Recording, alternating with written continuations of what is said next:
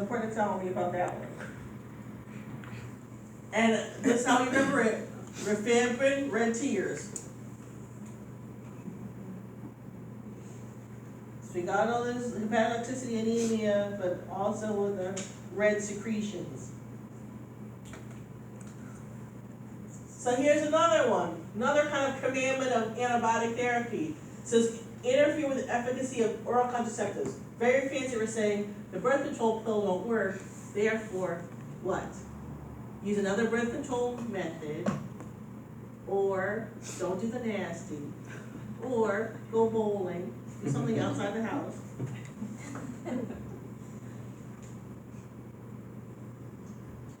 And generally, another one, that's generally we tell people on antibiotic, good instruction for anybody on antibiotic therapy. You should be using another form of birth control. So yellow in the skin is gonna be medically jaundice. Pain or swelling of the joints is harder. Joints are well, No. arthralgias. Arthralgias would be pain, swelling. Arthritis is more swelling, but arthralgias is painful swollen joints.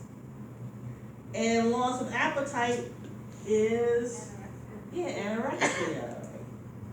And again, no alcohol.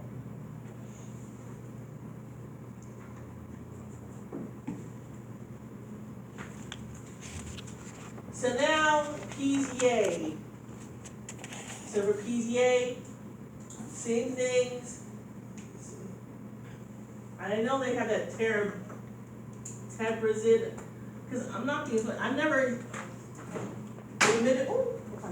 administered these medications. Usually just be PZA, pyrazidamide. So we have our old favorites, hepatotoxicity and anemia, and now we have hyperuricemia. So this is not high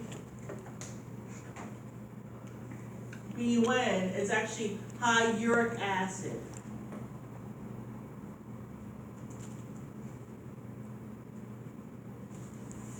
So the problem with uric acid crystals, you have a disorder of, oh my God, I'm gonna break this thing. A disorder of uric acid crystals collecting your joints, so that's gout. But you can have uric acid crystals, and if they go to your kidney, that can cause renal problems. So you definitely want uric acid crystals to form. So if you have high uric acid in your bloodstream, it can be various reasons, but this is one medication. So you can only tell by blood test, but we still want to. So what are you going to do is make sure I don't have uric acid crystals, Drink more water. Drink fluids, right? Increase fluid intake. Check their urine outputs. And another pretty good commandment with every antibiotic or medication in general. In general, people should be drinking a whole glass of water when they take a pill. If for nothing else, to make sure it doesn't get stuck in your throat. But fluid never helps. Fluid never hurts you. And same things. Jaundice, arthralgia, anorexia. And an issue with these is, you just think of increase all these, because if I have tuberculosis, I would feel bad anyway. I probably have that all the time, so it's going to be noting changes. So now, PZA is going to be, so all those things, PZA's kind of defining thing was the uric acid crystals and now photosensitivity. I never thought of a little pitchy thing for this one, but. So photosensitivity, also pretty common with a lot of anti-infective agents. So proper sunscreen, wearing the right clothes, and then avoiding the sun between, now it's 10 a.m. and 3 p.m. So won't be such a problem soon because of fall time, but they move outside a lot. And as always, no alcohol.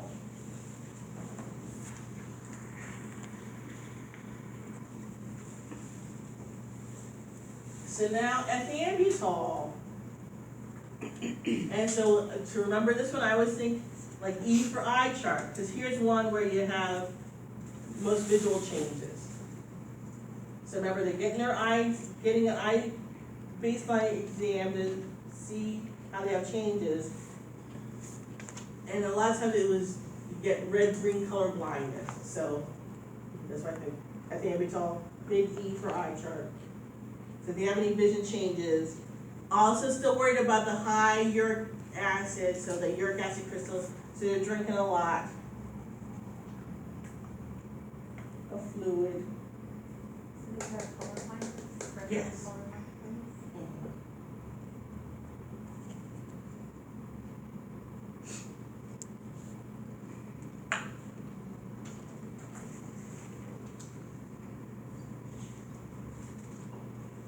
So summing it up, throughout therapy, we're checking all these tests. So we already knew that. LFTs, B1 creatinine, sputum culture. But other ones that I didn't write on there are gonna be what?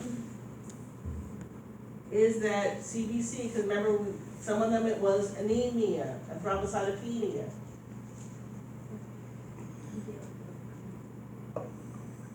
Yeah,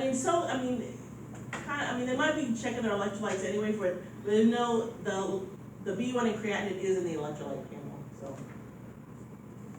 But excellent, that's what we're checking throughout it. And one more time, why are we checking that sputum culture again? If I already know they have TB, now I'm checking to. See if it's The drugs are effective. after 2 to 3 see if months. See if whether it's, Yeah. if I have a resistance strain. See if the medication is still effective. Yes. So if it does turn out that there's a resistant strain throughout those drugs, then you would go to second line therapy for TB. Oh my God, more? So all these medications, don't just really worry about, gotta again, do it like a little sight word. Were these any ones I just said? No. What were the first line ones? I know we just did it, I'm not trying to, but I have to kind of shove it down your throat, I'm sorry.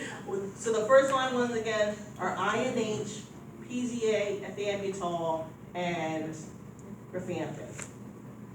Rifampin, red tears, red urine, ethambutol, E for eye chart, INH, numbness, PZA with the photosensitivity. Go ahead. Can you just repeat what you said before we get to the second line? You said that the something with the resistance. Oh, so, I'm sorry, we say so much crap. On this slide, Yeah, you're resistance, and if the medicine's effective still, and then how does the second line come into play? oh, so if the cultures come back that, yeah, I have something resistant now to PZA, then I'm gonna have to go to the second line one. Okay. So no, that was a great question. As always. So none of these were ones we just talked about. We don't have to get all into them. None of these were ones I just said. We just did. Just know I'm gonna go to the second line if I have resistance. So there's only a little one here, and it's more just to reinforce other things. So one second line one would only, so this would only be if they had multi-drug resistance. Streptomycin, just one example. Streptomycin could have ototoxicity. So ototoxicity means what? I'm gonna have tinnitus, ringing in my ears, buzzing in my ears, hearing loss. Which cranial nerve is that? Big 8 cranial nerve damage.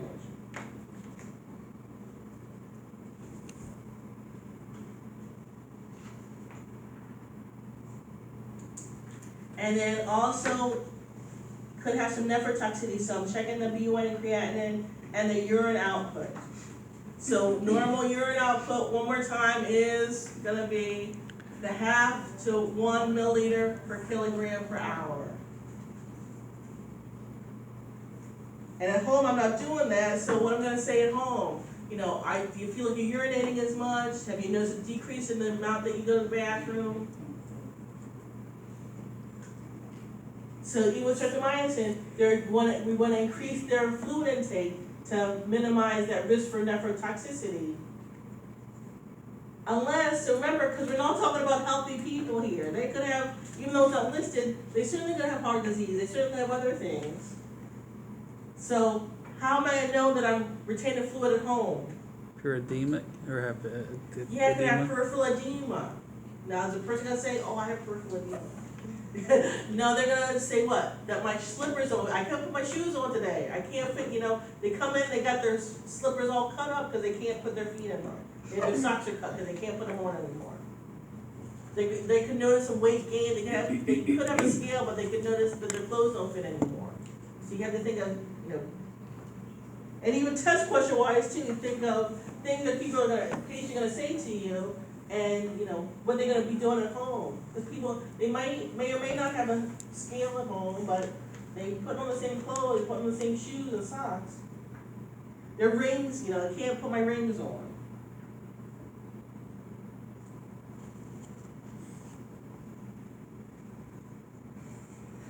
Hang in there, you're doing good.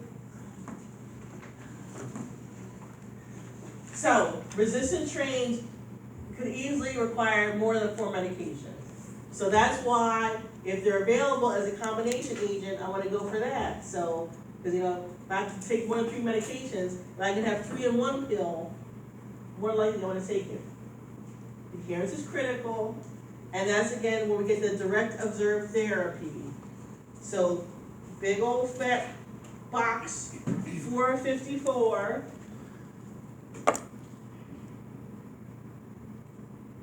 So the person comes in your house, they make sure you're swallowing the medications, make sure you're doing the culture. They might even come in to get the cultures from you.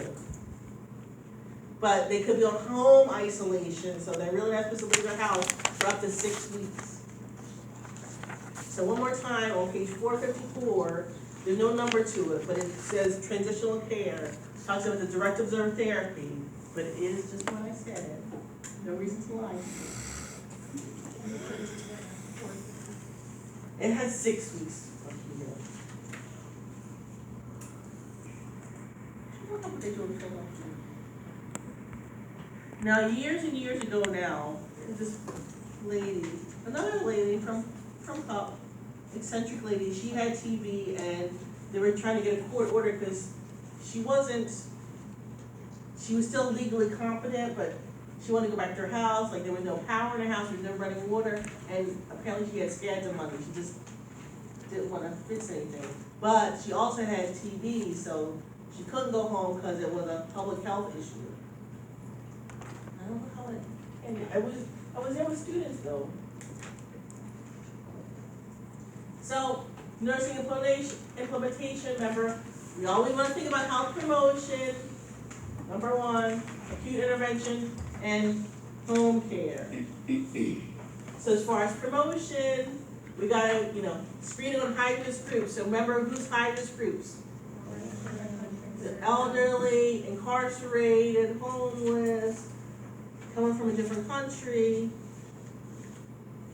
If you had any positive contacts, you need to get screened and treated. So that's us taking care of people in those populations.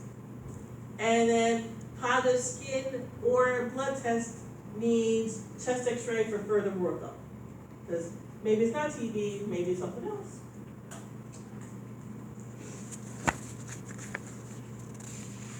Then, the suspected for having TB, we're gonna do writing airborne precautions, so negative pressure room, airborne precautions, drug therapy,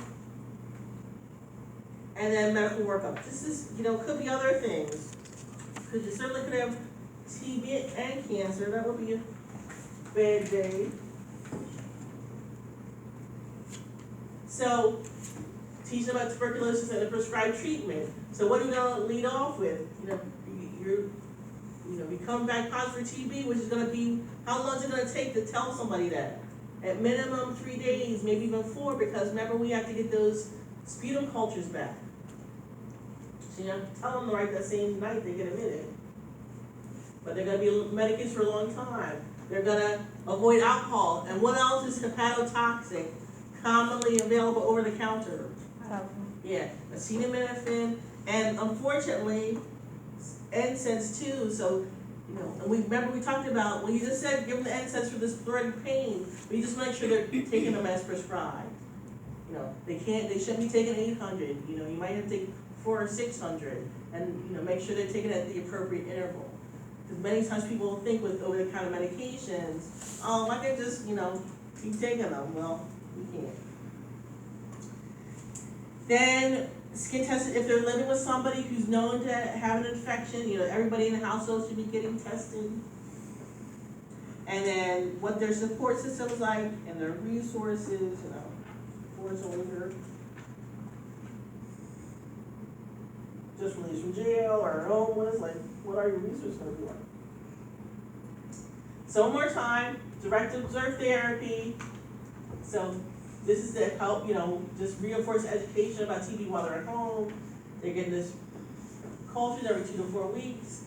Make sure they're adherent with the medications and teaching them about and observing for those adverse effects. And avoiding inhalants and aerosols. I believe what this was, because it's kind of stimulate coughing, so they shouldn't be like, you know, using like room sprays and different things, like anything that's gonna kind of stimulate the cough.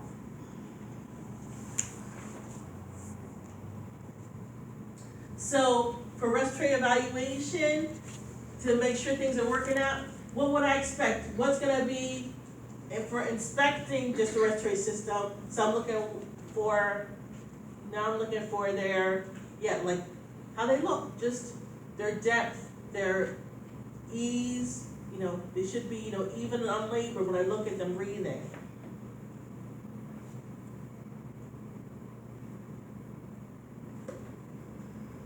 I shouldn't know work of breathing. So what's gonna be work of breathing? Well, dyspnea, but just looking at them, what kind, like nasal flaring, subclavicular retractions. Lips pursing. Right, pursed lips. Beautiful. And then when I listen to them, when I auscultate, should be having clear breath sounds throughout their lung fields. So anterior, posterior. That sputum hopefully is decreasing in amount and hopefully becoming less bloody looking. So gain and maintain stable body weight. So now think of things like what? Another good nursing answer is, you know, think of smaller meals, small high-calorie meals, high-calorie snacks. Cheese, peanut butter. So you're eating smaller meals and more frequently. And high-calorie things if there's been a big weight loss issue. Yeah, I'm gonna note increased skin, improved skin turgor, better muscle tone. So what else? Now, I'm gonna do my usual, checking what their weight's like, having them maybe break down the foods that they're eating. Hopefully the fevers and night sweats are improving. And so when the cultures come back negative, they're not infectious, but do they still have TB? Yes. Are they still taking their medications? Yes. Does it mean that it's not multi-drug resistant? No. Because remember, I need to check for resistance. The sputum. Culture and sensitivity.